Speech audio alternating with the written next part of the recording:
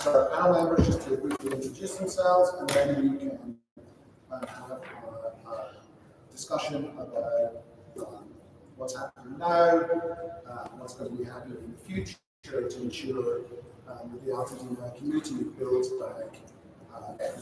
So I'll hand it over to Lisa. You just introduce yourself. Hi everyone, thanks for being here and for having us. My name is Ritu Mahajan. I'm the Directing Attorney of the Community Development Project at Public Counsel, which is a civil rights pro bono law firm in Los Angeles. I've been with Public Counsel 15 years and have spent many years during that time providing legal assistance, free legal assistance to low-income small business owners and micro entrepreneurs, as well as nonprofits. And I'll pass it to Alfred. Thank you, Ritu. It's really a pleasure to be with you all. I want to thank you for being here and braving the rain. This gives us an opportunity to be in fellowship and be in community with you all. I was really looking forward to being here.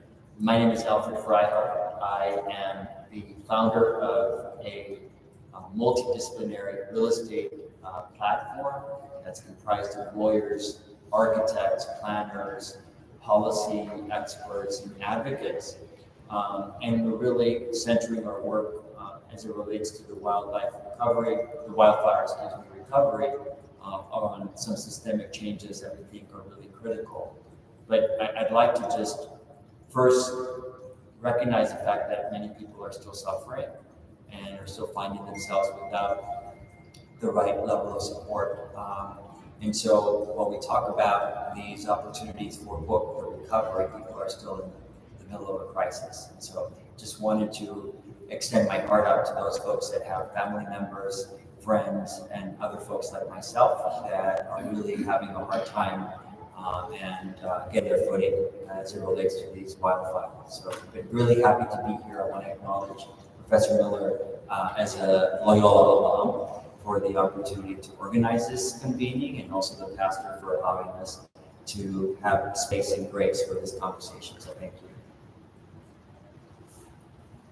Good evening, everyone. My name is Matthew Luke, the board president of the Beverly, Vermont Community Land Trust, and an organizer with the Los Angeles Community Land Trust Coalition.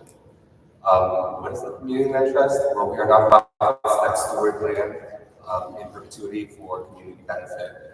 A lot of times that's for affordable housing, although a lot of the other times that's also for small businesses, rural space, green space, anything that is a benefit for community control that's democratically owned by the residents who live there.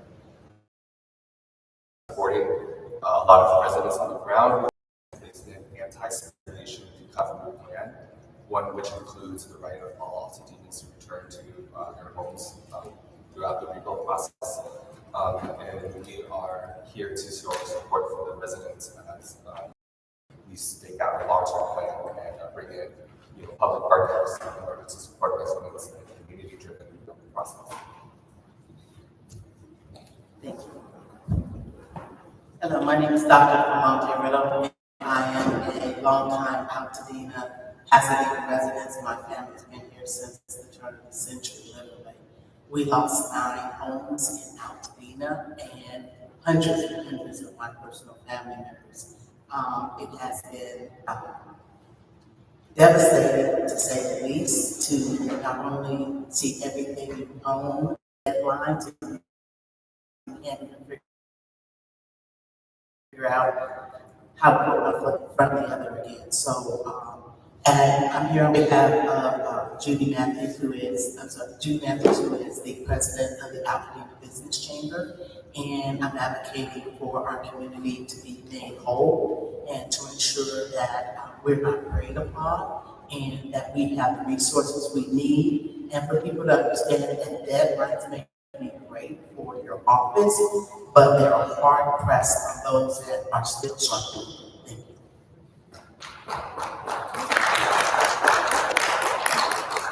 So I do have a set of questions for the panelists. Hopefully we can have some conversations, but I think it's important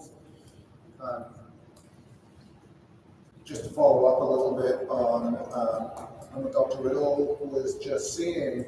And I know that there are people here who are survivors impacted, but also folks who want to know how they can help and support. And so, can you just tell us a little bit more about the challenges that you and your family who are displaced are facing right now, and what that looks like? I appreciate that. Sorry, in the midst of everything, I'm getting over a cold.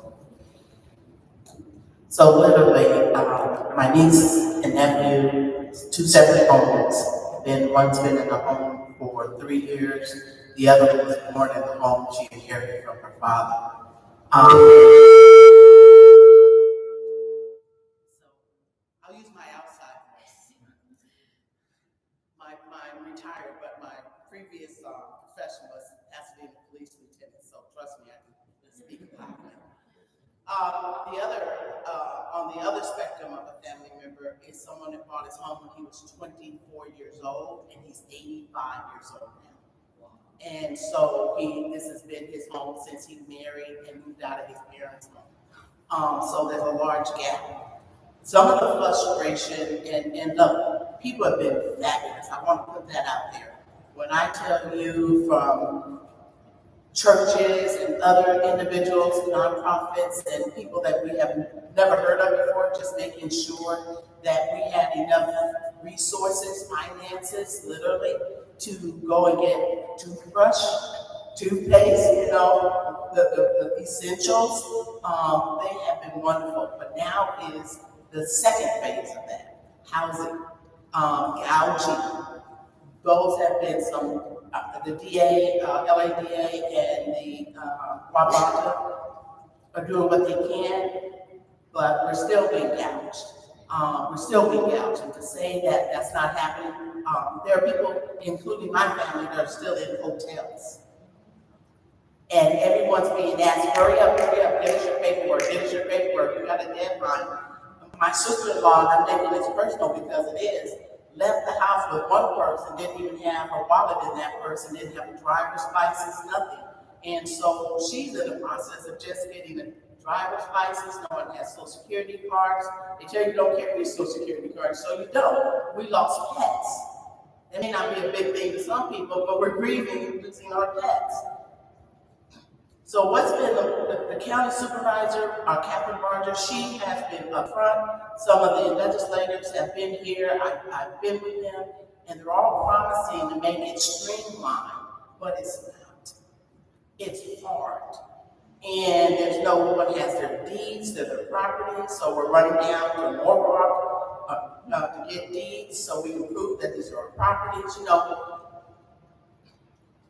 How do you help people that have nothing? And it's not nothing because they haven't done what they needed to do with jobs and having, their homes and playing by the rules. It's hard because everything was wiped out. Over 6,000 homes and 9,400 structures in less than 24 hours. I was evacuated. I know what that feels like. I'm back in my home, thank the Lord. But even with that, we're all concerned because we're underinsured. And with that being underinsured, this is what happens. The insurance company, they send you or drop in your account, that initial $10,000 to help you to make sure that you really are homeless or you're sleeping on someone's couch.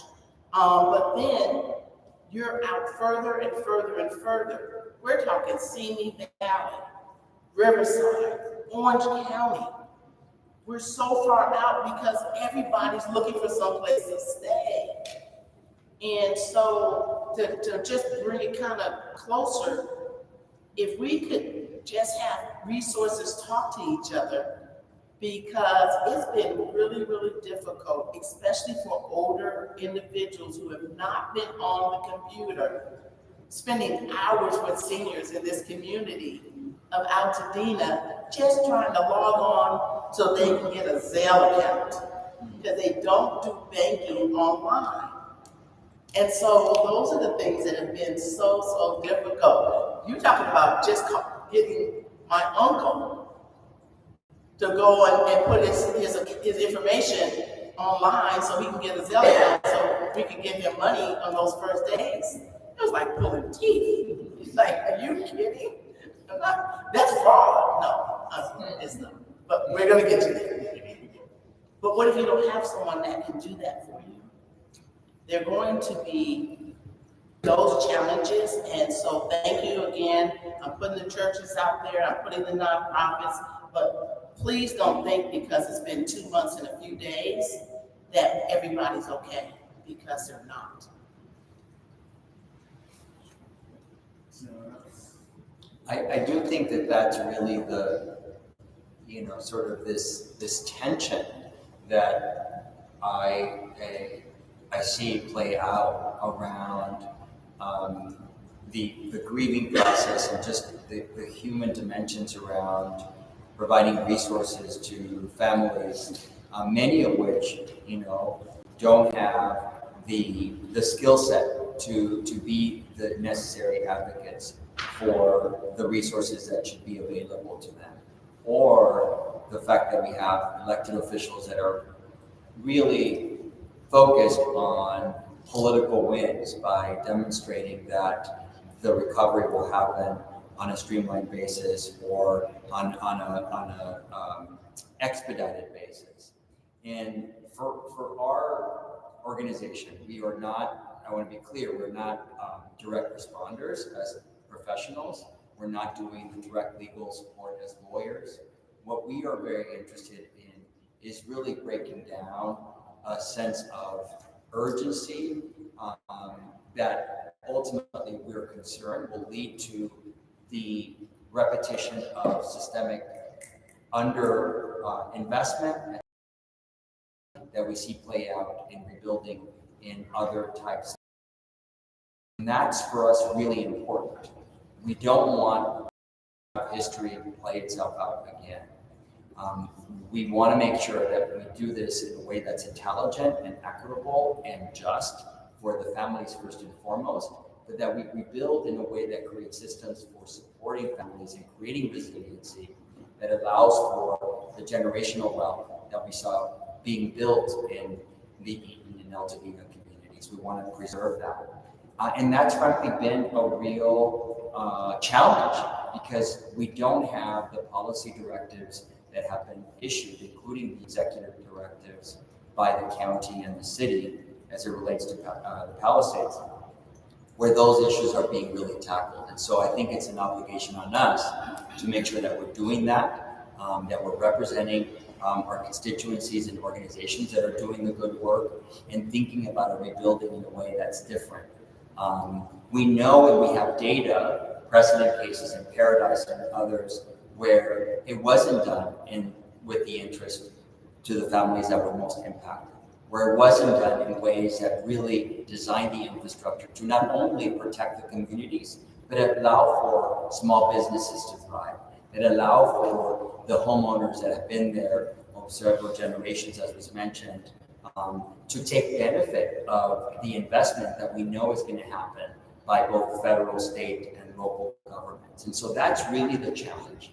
And I want to make sure that we uplift that level of awareness, that as we think about direct support, we're also thinking about permanent change around how land use and land planning is used to either build community or to continue to reinforce the systemic barriers that we see that keep people from realizing the American dream, from creating generational wealth, from building and supporting small businesses, from getting a fair shake around the capital that we know is going to be in this area. So that's kind of our focus, and I want to balance that with the direct need that we're hearing people absolutely have and need.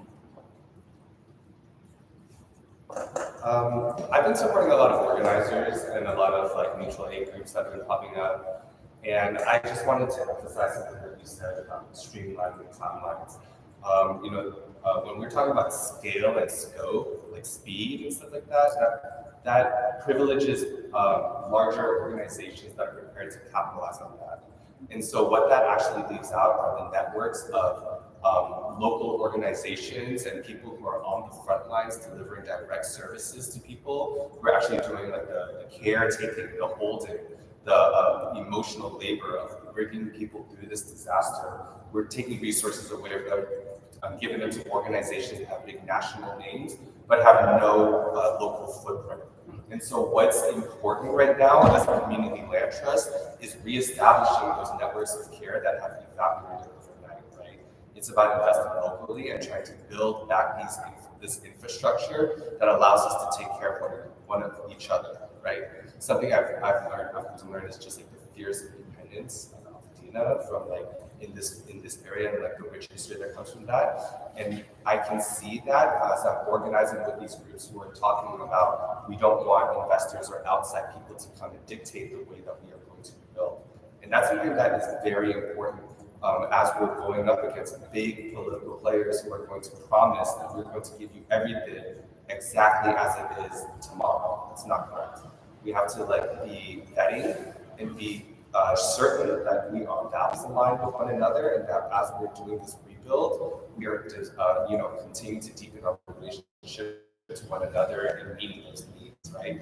And also think about people who may their landlord who may or may not rebuild their building. And so what is their connection to this city? What is their connection to this land if the lease is all that they hold in their name, right? And so like I think like the challenges right now are just making sure that we see each other, that we make room for each other, that we hold each other, and also tell these townhomes like slow down, because like when the state legislature is moving at their pacing as we're pushing policy. We're trying to make sure that community is involved every step of the way and that we have buy-in so that everything is at the behest of the community, right? But like these timelines are going to try to, allow people who are better positioned with resources to circumnavigate the difficult process of community engagement. Like it's so important.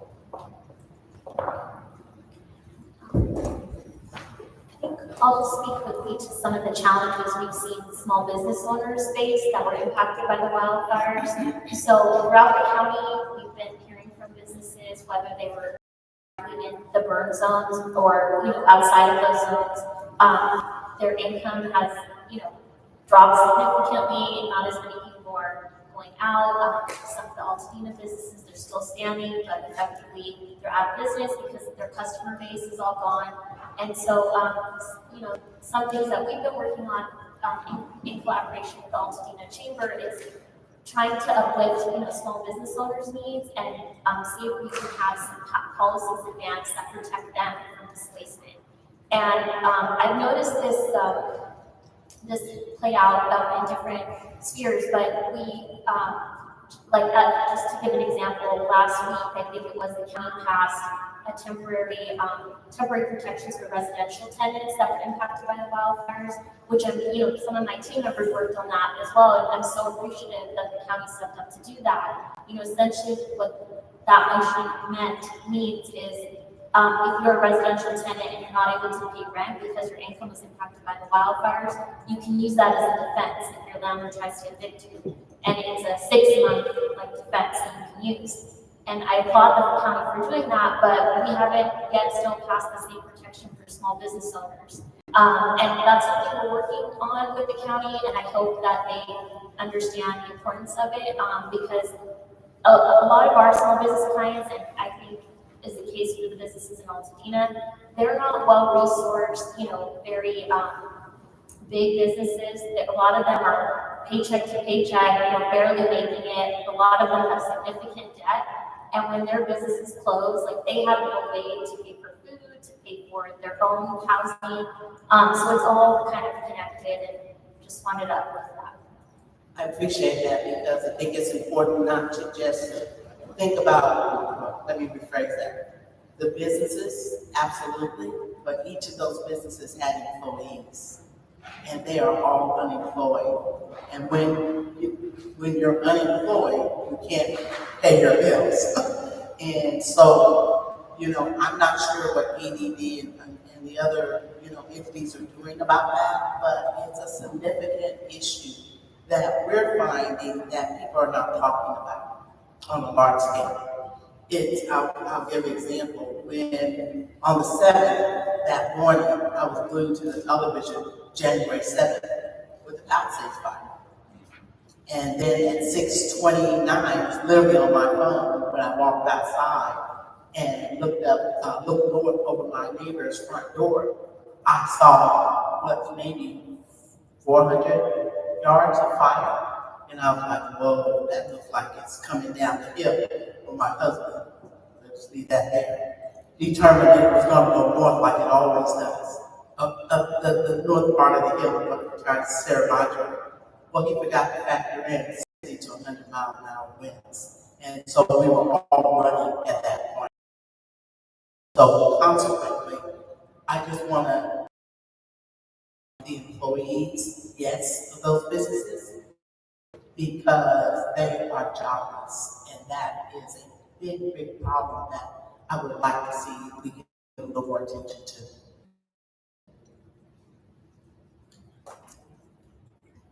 So I do want to focus in a second on the challenge of maintaining community, especially community.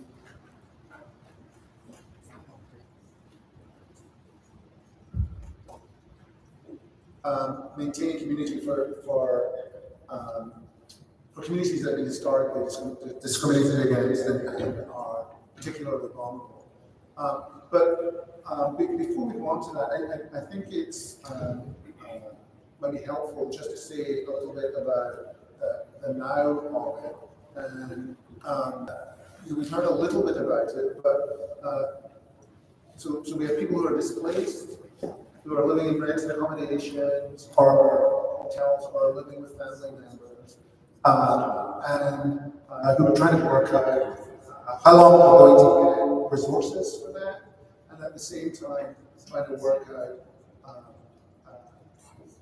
the process of cleaning up their properties. So phase 1 is pretty much over, the EPA cleanup. Phase 2 is now Army Corps of Engineers, or you can hire your own private person to do the cleanup. There's a March 31st deadline to opt into the Army Corps of Engineers process. Again, we've talked a little bit about how people who are older, who are under-resourced, who are not like people in the Palisades, who are high information, high tech, may find this more challenging. One thing that is worth noting is that maybe different for Altadena is that some of the people in Altadena may be living in houses that they don't have title to because their grandparents' house. There is a route to opt into the Army Corps of Engineers, but you need a notary to do that. And so I was actually talking to Pastor Hurt about whether we could set up a process of getting notaries to volunteer to help people notarize. So with those challenges, can you say a little bit more about what those challenges look like, and if there are specific resources that people might have or need in the community to help them navigate this sort of limbo period of being in places that they are feel aren't their own yet? I appreciate that, and so I can give you some perspective on that because I went through that with my niece, even though her father had lost my brother in 2020, and in the last week we did a living trust and for her and her daughter, as well as the until we went for our SBA loan. Once we went for the SBA loan, they said, "You're not entitled." And it was like, well, what does that mean? Well, you live there, you have a house, but you're not entitled. So we date great people. I kid you not. If you have not dealt with Teresa Songs, you need to know her. She really took care of us. She said, "This is what you need to do. You have to go down to the county of Norwalk and literally find and get the paperwork all entered into the system, but we didn't have all the correct paperwork. So then going back to get the correct paperwork to Woodbury, which is our resource. This is another day that my niece had to take off from work, get all the paperwork notarized from the notary, and then go back down there and have one person at the receptionist tell us that it wasn't my brother's signature. Oh, could you go back and get him to sign another copy with the notary? Well, just tell him he's, expired, that he's got it. So, go back another day with the notary to prove that that's his signature. It's a hot mess. And I consider myself a very even-tempered person, really. But at that particular time, I was like, somebody had to come down here and calm me down, because you're not going to steal this piece of property from us that we've had in the family now 3 generations. How dare you? On top of what we're already going through, I'm literally having chills right now, because this is what it took. And if you don't have someone that's willing to help you through this, and I just happen to be that advocate for my niece, you're going to be out. You won't know what to do. That's just one example multiplied by the fact that you said it correctly, sir. We have homes that have been left to family members, and they don't even have a written signature or written, I give you this property, and a signature, let's go and own it. What are we going to do? What are we going to do not to lose our homes? And I'm using we collectively because, quite frankly, everyone in this room is advocating to restore Altadena. But how do you do it when that's some of the situation that we're going through? Also, for the renters, my goddaughter's a renter. She was out of her home for a month and a half. Luckily, the place has been restored. I don't believe that place was cleaned up. I've gone over there and I've seen on the windowsills and everything, the ash, the air conditioning comes on, or the heat, you smell it. But yet she's back in there. She doesn't have the means to move somewhere else. And so we have, the family's been helping to offset her inconvenience and her displacement, but that multiplied that. One of the things that we're running into now, and I'll pass it on, is being,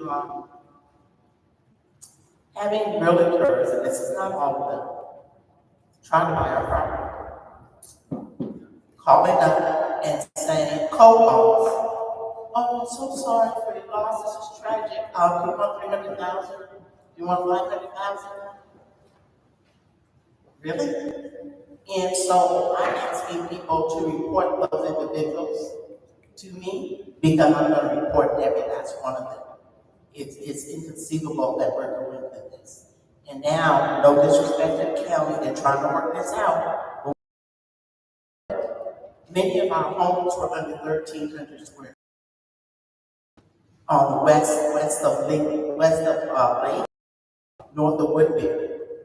Yet you have 9,000 square foot lots.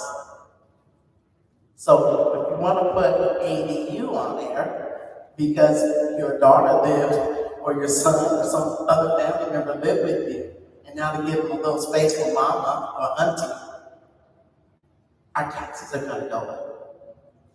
So there's just a multitude. And I'm asking people that have muscle. I just met with the LA Dodgers Foundation and some other groups.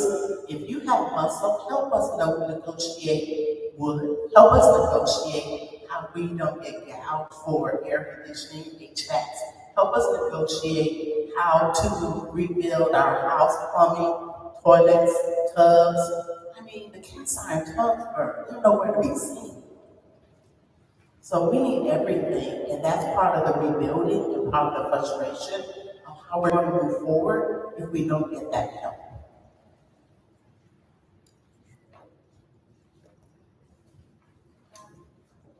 Thank you for sharing those very real challenges on the tenant issue that you mentioned. How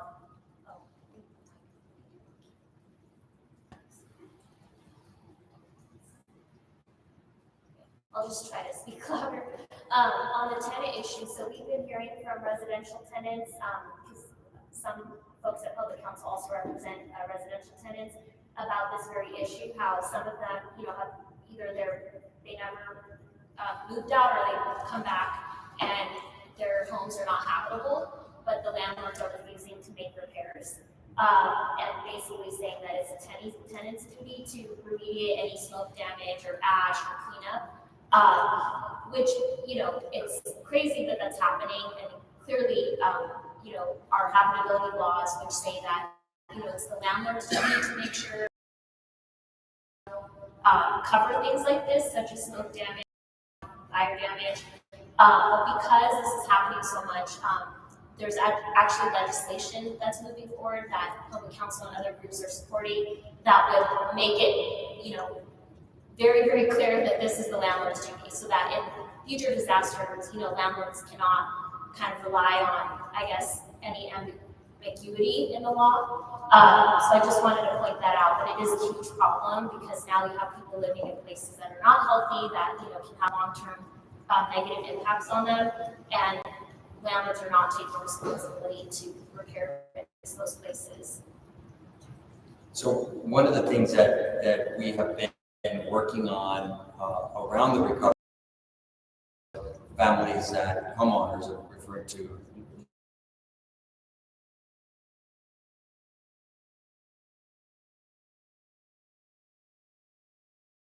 Been a new initiative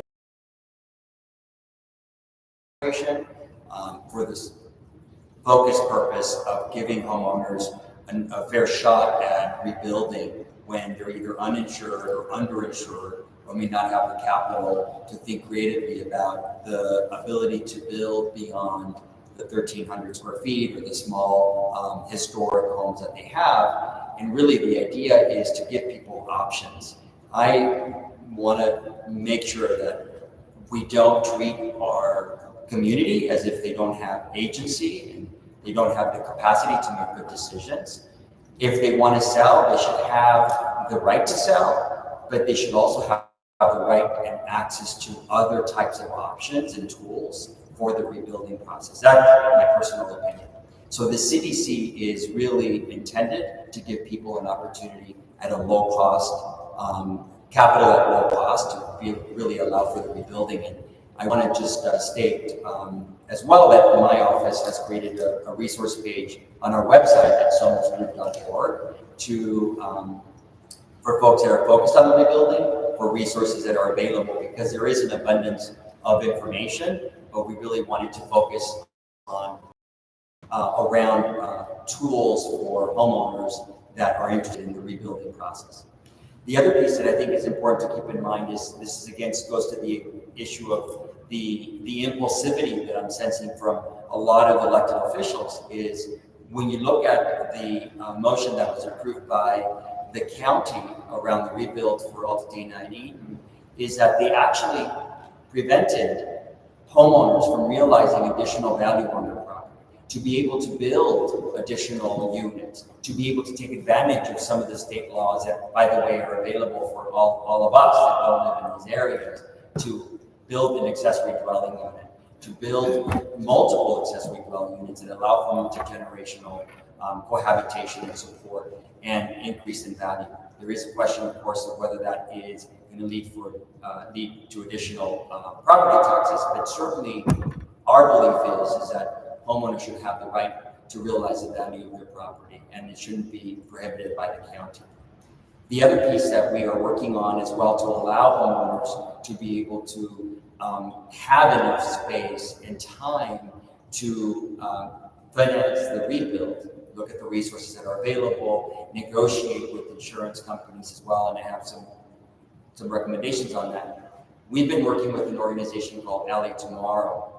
It's a partnership with this organization that is making modular units available to homeowners so that they can come back to their property, or they look at their options and actually not have to pay for hoteling or not have to pay for rent in other cities, and give folks the proximity of place to allow them to really stay in the community as opposed to move out. So that's one thing that we're doing as well.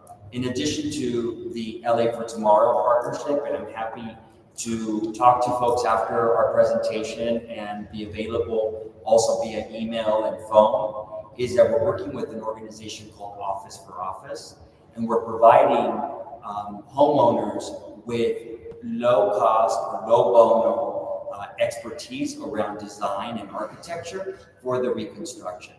And we think that's really important to make available the resources, particularly for homeowners that may not have the capital to invest in that technical support that they're going to need for the rebuild.